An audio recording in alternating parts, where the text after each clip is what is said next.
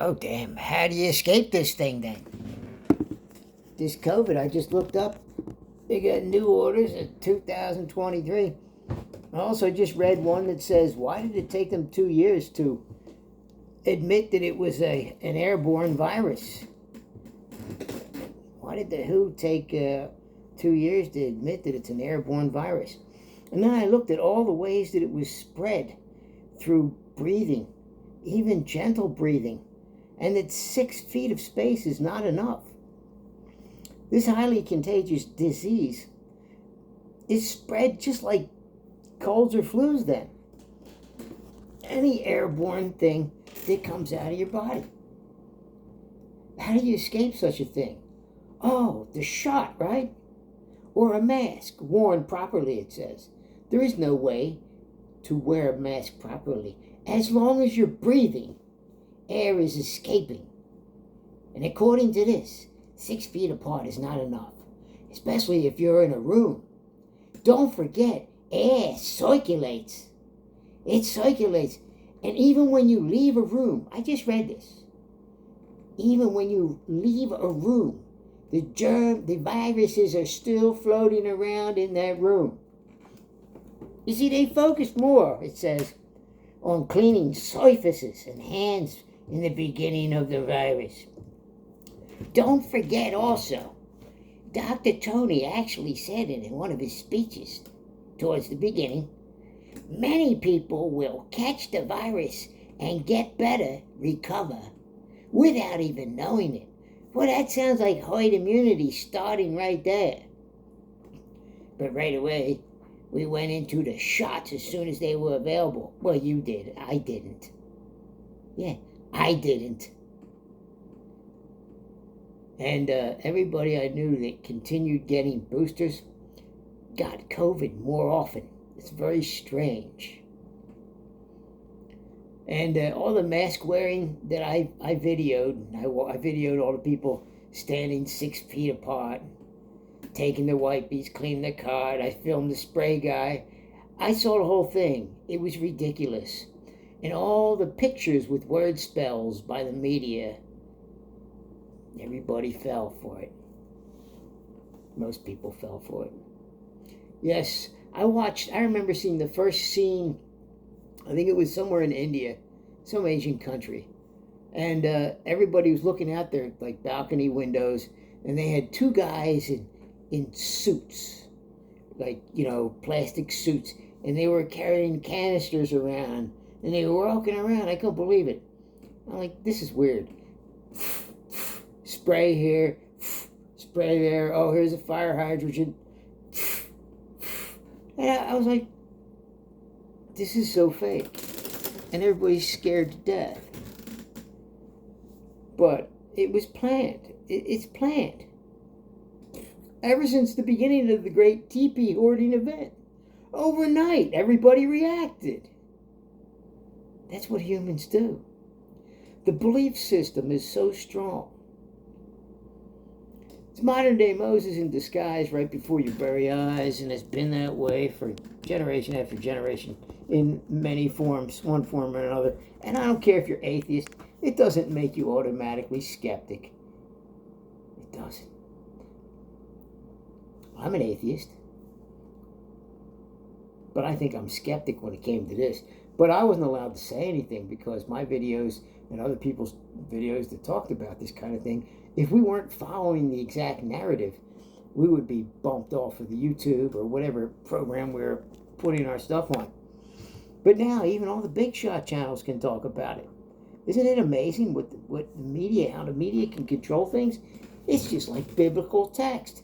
Moses controlled the Old Testament, shows how political agendas were controlled by fear, manipulation. All through. That's what I like about reading the Bible. You can see how the one-eyed farmers work. And I don't understand it. These people that were saying to wear masks, and they were saying it real angry to us.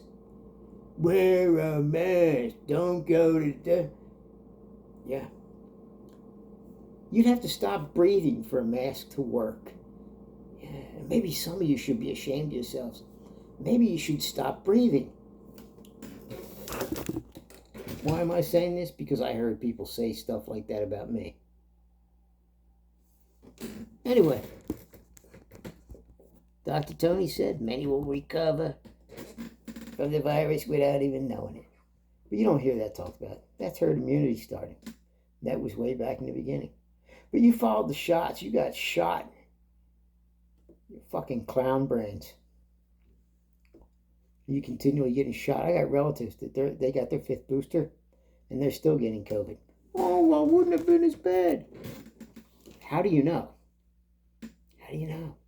Where'd they get a chance to test all this out? You're the experiment. You're always the experiment. Always the experiment. But how would you know? When you're fucking brainwashed.